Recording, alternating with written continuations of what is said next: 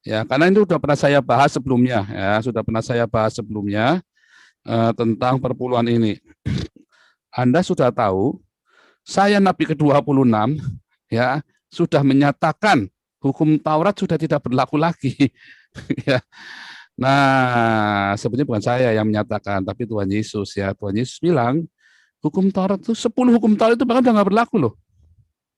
Ya, hukum Taurat dan kitab para nabi berlaku sampai zaman Yohanes. Ini yang dimaksud Yohanes Pembaptis ya.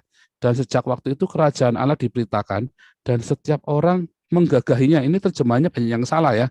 Berebut memasukinya.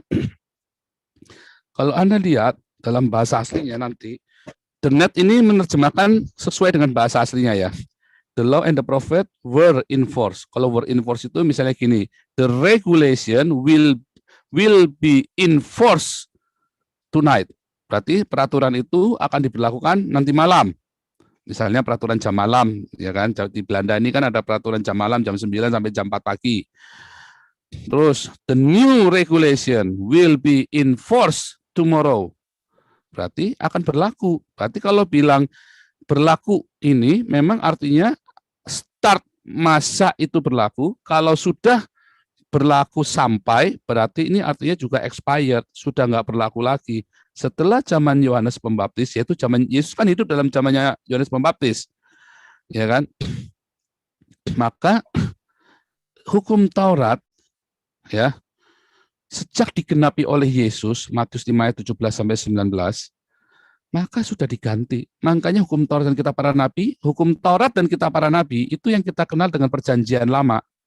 Perjanjian lama. Ya.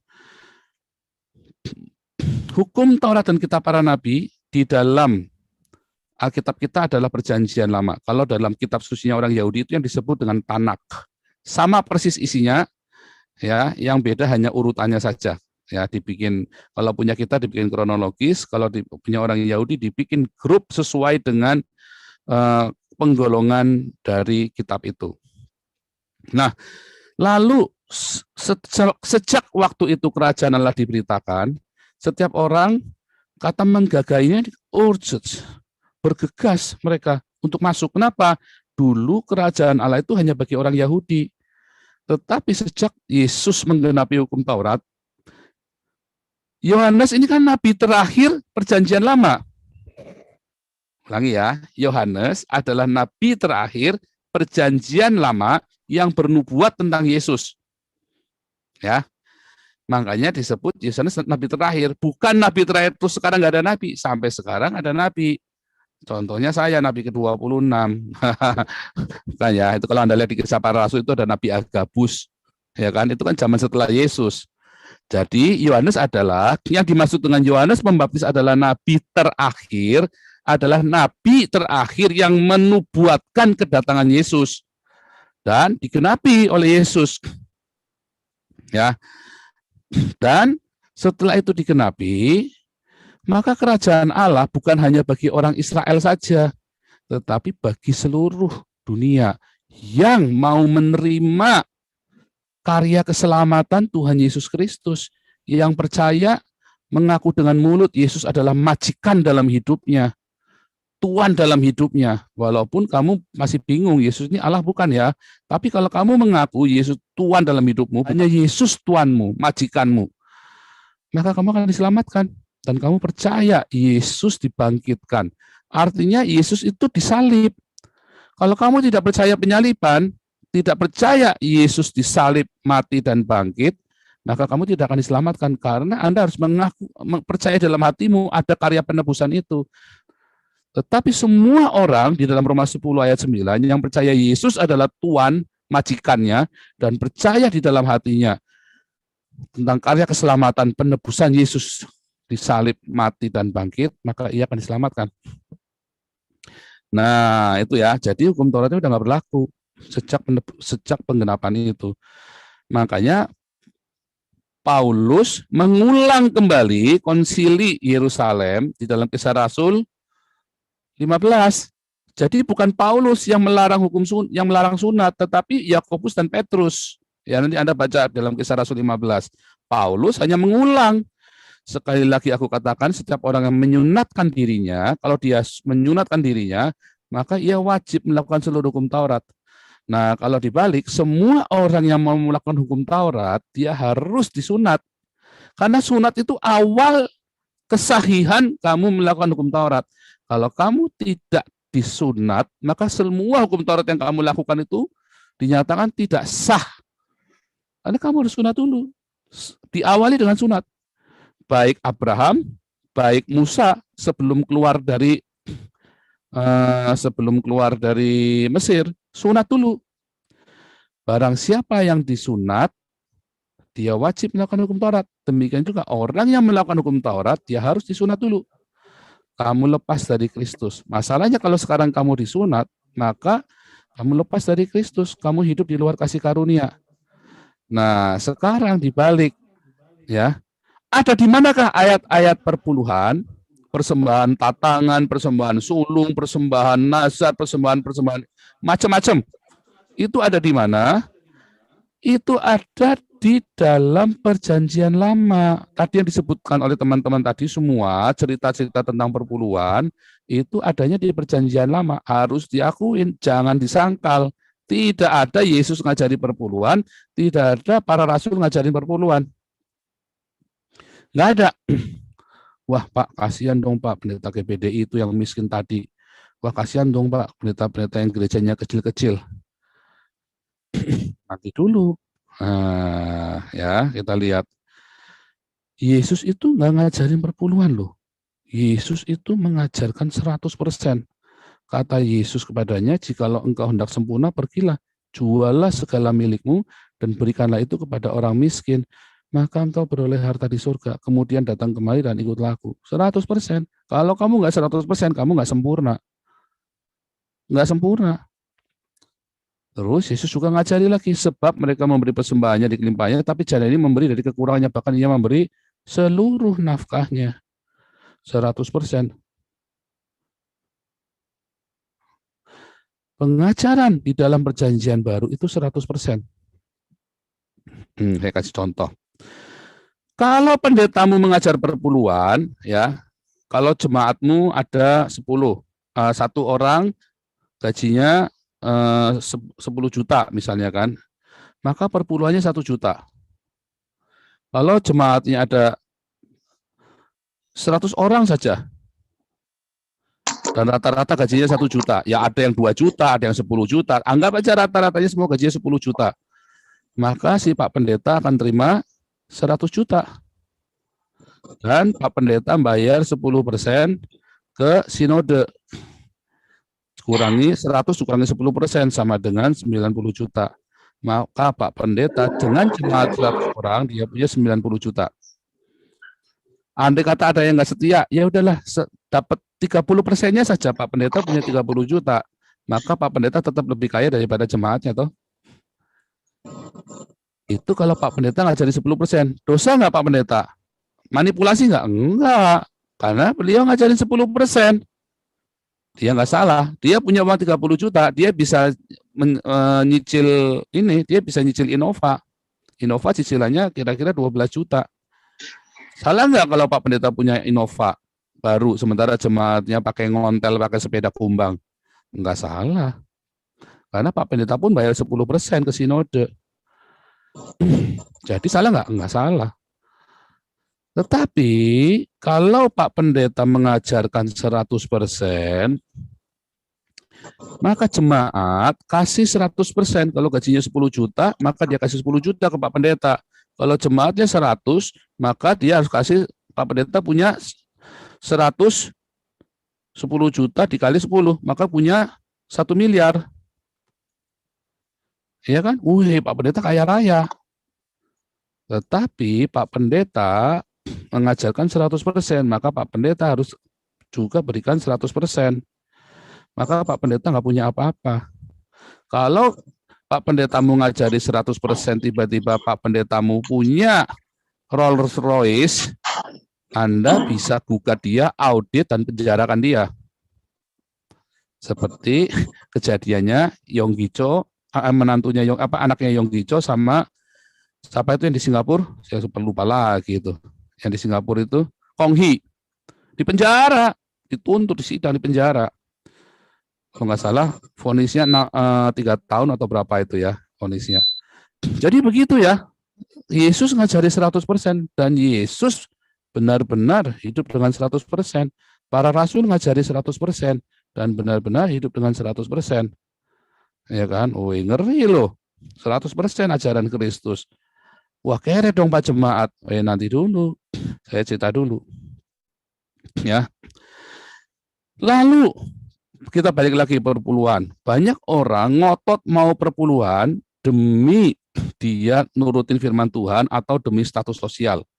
Lalu Anda baca di dalam zaman Yesus, Yesus berkata, karena Musa telah berkata, hormatilah ayahmu dan ibumu, dan siapa yang mengikuti ayah dan ibunya harus mati. Tetapi kamu berkata, kalau seorang berkata kepada bapaknya dan atau ibunya, apa yang ada padaku yang sudah dapat digunakan untuk pemeliharanmu, sudah digunakan untuk korban, yaitu persembahan kepada Allah, maka kamu tidak membiarkannya lagi berbuat sesuatu untuk bapaknya atau ibu. Ini para ahli Taurat, para imam ini bilang, kalau kamu sudah mempersembahkan kepada bait suci, ya, kamu nggak perlu lagi ngerawat ibumu. Ini Yesus bilang, hati-hati kamu. Setiap orang itu harus ngerawat ibunya dulu. Dibalik-balik sama mereka. Demikian juga dengan para pendeta penyesat ini. Dibalik-balik. Oh, kamu punya masalah mau cerai, kamu perpuluhan. Oh, kamu sudah ada masalah keuangan, kamu harus perpuluhan. Oh, kamu sudah ada masalah bisnis, perpuluhan. Anakmu kena narkoba, kamu perpuluhan. Apa perpuluhan? Semua endingnya perpuluhan terus. Hati-hati. Kalau orang tuamu sendiri lagi lapar, keponakan-keponakanmu saja lapar, daripada kamu perpuluhan dan uangmu terbatas ya, daripada kamu perpuluhan, kasih dulu mereka. Kasih mereka makan dulu. Bukan ke gereja dulu. Salah kalau kamu kasih ke gereja. Kamu harus peliharakan orang tuamu dulu, bukan kepada rumah Allah dulu. Dan ingat, rumah Allah sudah nggak ada. Bait suci Yerusalem, ini cerita zaman di bait suci Yerusalem. Zaman Yesus masih ada bait suci. Waktu Yesus cerita tentang ini, janda yang ini kan memberikan ke bait suci kan, ada di rumah ibadah, janda ini ngasih seluruhnya. Karena cinta kepada bait suci. Apa artinya? Itu cinta kepada melindungi tradisi dan hukum-hukum Tuhan. Mereka butuh. Zaman itu zamannya simbol dan ritual. Dan janda ini mengasihi Tuhan dengan cara memberikan ke bait suci. Dan dia berikan semuanya loh. Seluruh nafkahnya loh. Dia berikan. Kalau sekarang, apakah Anda mau memberikan seluruh nafkah Anda untuk bikin gereja yang besar? Apakah itu hebat? Oh tidak. Ini cerita bait suci Yerusalem. Itu adalah center, adalah pusat peradaban Israel. Itu adalah pusat di mana hukum-hukum Tuhan diajarkan. Kalau itu bait sucinya hilang, maka hilanglah itu pengajaran. Dan zaman itu harus diada karena bait suci sudah pernah dimusnahkan. Dan bait suci itu dibiayai oleh orang Israel, oleh orang Yahudi. Bukan oleh negara. Makanya mereka mempersembahkan dengan cinta, dengan penuh cinta. Nah sekarang kalau Anda punya gedung gereja maklong-maklong, terus Anda berikan seluruh nafkahnya, menurut saya Anda bodoh. Karena gedung yang besar itu bukan sebagai pusat untuk pengetahuan, pusat kehidupan, pusat yang khalayak hidup ramai, mereka pusat diajari, mereka mendapat perlindungan, udah beda lagi. Nah kita balik ya, lihat ayatnya. 1 Korintus 9. Jadi jika kami telah menaburkan benih rohani bagi kamu, berlebihkah kalau kami menuai hasil duniawi? Jadi kalau saya sudah menabur, pendeta sudah menabur kepadamu, lalu apakah mereka tidak berhak atas hasil duniawi darimu, uang itu? Kamu aja kalau pergi ke seminari Mario Teguh bayarnya 1 juta. Kamu jajannya ke gereja, ngasih kolektor saja kamu cuman 5.000 perak. Biadab. Padahal kamu punya uang, kamu keluar dari gereja, kamu makan di Taman Anggrek, kamu sekali makan duduk 500.000. Lah kamu anggap khotbah pendetamu itu harga 5.000, sementara kamu ikut seminarnya Mario Teguh harganya 1 juta tiketnya. Ada yang aneh dengan Anda kalau begitu. Apakah Pak Pendeta itu nggak berhak terima uang dari pengajarmu? Berhak, berhak. Kalau orang lain mempunyai hak untuk mengharapkan hal itu dari kamu, bukankah kami mempunyai hak yang lebih besar? Makanya Anda pergi ke seminarnya Mario Teguh, seminarnya Tung Desem Waringin, James Kue, Anda tega sampai bayar 10 juta bahkan buat ikut serial seminarnya mereka. Nah, Anda cuma ke gereja cuma ngasih 5.000 perak.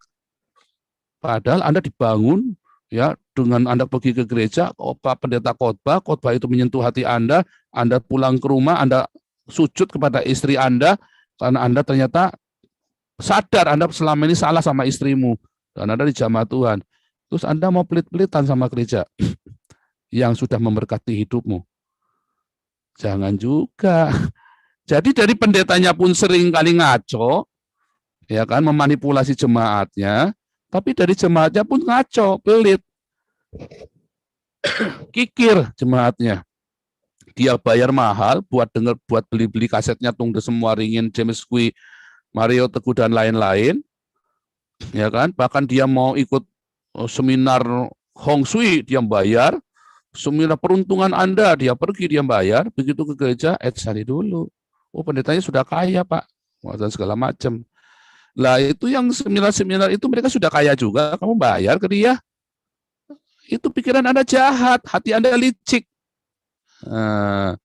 Jadi di satu pihak pendetanya juga serakah, di satu pihak jemaatnya juga licik. Orang serakah ketemu orang licik, tinggal pinter yang mana? Pinter pendetanya, maka duit kamu diporotin sama pendetanya. Sampai akhirnya duit kamu diporotin. Begitu kena hati kamu akan kasih semuanya ke Pak Pendeta. Itulah kenyataannya, uang. Karena kamu terikat dengan uang dan kamu tidak tahu bagaimana mengelola uang itu. Lihat nih, 1 Korintus 9 lagi. Tidak tahukah kamu bahwa mereka yang melayani dalam tempat kudus mendapat penghidupannya dari tempat kudus itu.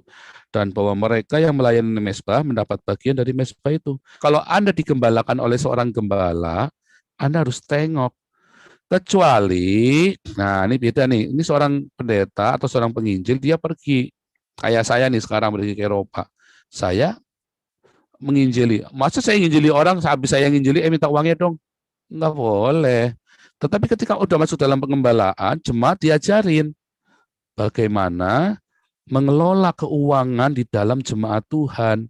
Masalahnya gembalanya ngajarinya langsung perpuluhan. Paling gampang udah perpuluhan aja deh, ini sudah ada ajaran firman Tuhan. Sehingga jemaatnya pun nggak ngerti yang benar bagaimana.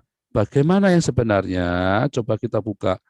Ini yang diajarkan oleh firman Tuhan di dalam kehidupan jemaat, di dalam manajemen gereja. Ini yang benar. Lihat Kisah Rasul 4 ayat 34. Ini kan sering saya ajarkan. Lihat, sebab tidak ada seorang pun yang berkekurangan di antara mereka. Karena semua orang ya yang mempunyai tanah atau rumah menjual kepunyaan itu dan hasil penjual itu mereka bawa. Lihat ya, mereka letakkan di depan kaki Rasul. Dibawa ke gereja. Ke kaki para rasul kan, para pemimpin gereja. Lalu dibagi-bagikan kepada setiap orang sesuai keperluannya.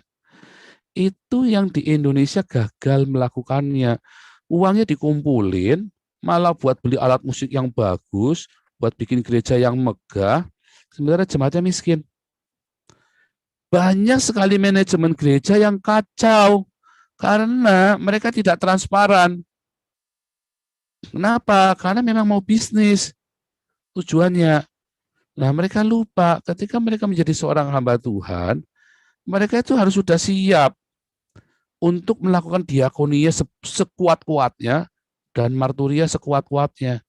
Tetapi, enggak, kita ini gereja pengembalaan, Pak, bukan gereja penginjilan. Oh, hati-hati kamu. Semua orang yang tidak memberitakan Injil itu akan diusir dari kerajaan Allah. Berarti Anda belum lahir baru. Bahasa pendetanya sekalian.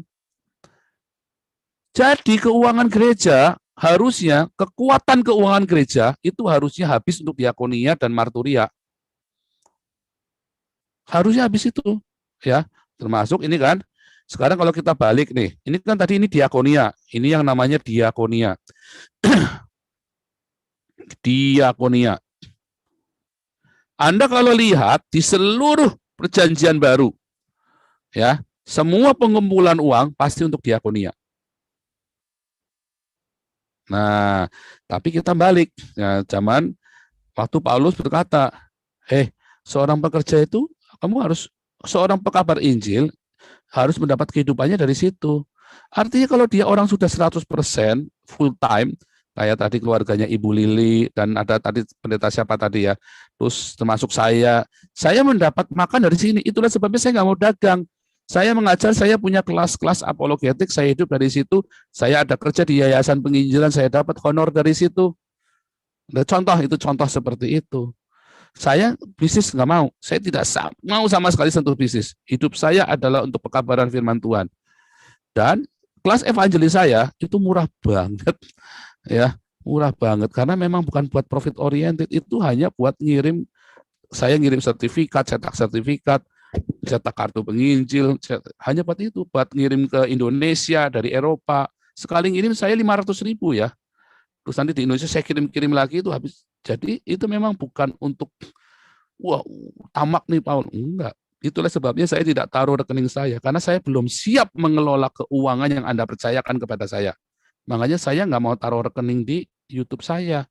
Sekali saya taruh rekening di YouTube saya, harus saya open ke Anda. Makanya saya nggak mau, saya nggak siap dengan itu. Saya belum siap untuk menerima, misalnya saya mau, Anda memberikan saya, oke, Anda sekarang serahkan semua kepada saya akan kelola semua diakonia segala macam. Saya harus buka. Begitu nggak saya buka, ada yang salah. Kalau di Belanda itu Anda bisa dituntut. Audit tuh di Belanda ini, gereja itu diaudit. Gereja bayar pajak dari audit. Nah, ada banyak gereja yang tidak mau bikin ini karena dia belum siap. Nah, saya belum siap. Nah, nanti suatu ketika saya harus siap suatu ketika karena saya harus mendidik jemaat saya untuk berdiakonia. Maka saya harus siap. Tetapi saya dalam proses ke sana pelan-pelan. Nah, sekarang saya dalam proses mendidik terlebih dahulu. Gitu ya. Nah, sekarang kita balik. Nah ini tadi kita balik ending ya. Jadi saya mau kasih kesimpulan aja nih sekarang. Lihat ya, jualah segala milikmu dan berikanlah sedekah.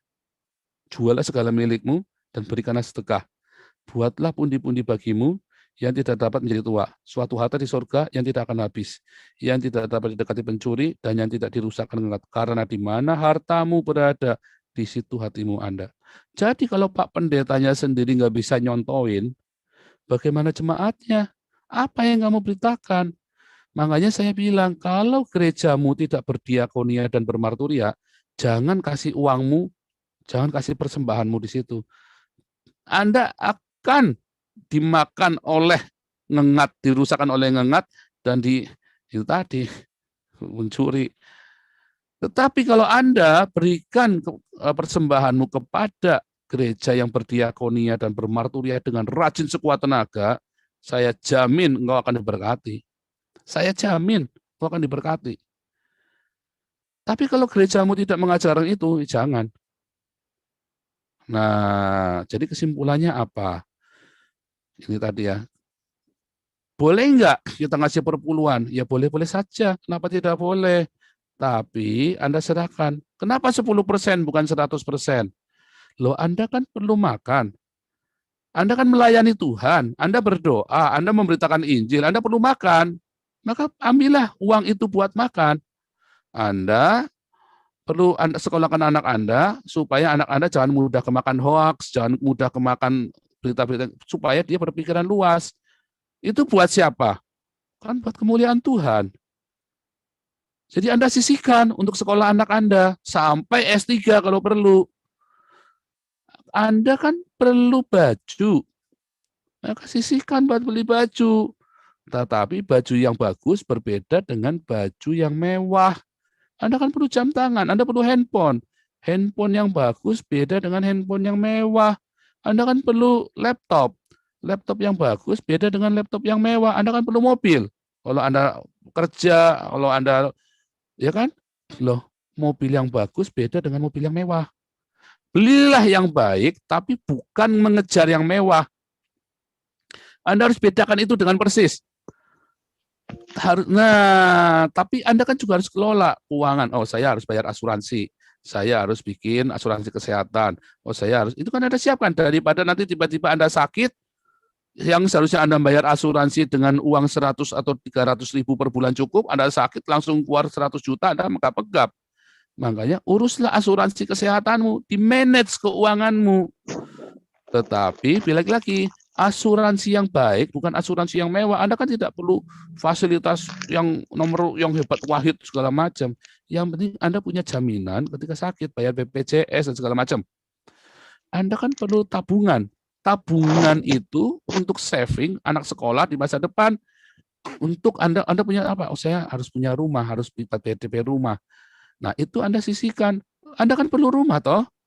Kalau nggak perlu rumah, Anda mau berdoanya di pinggir jalan. Anda mau berhubungan seks di pinggir jalan.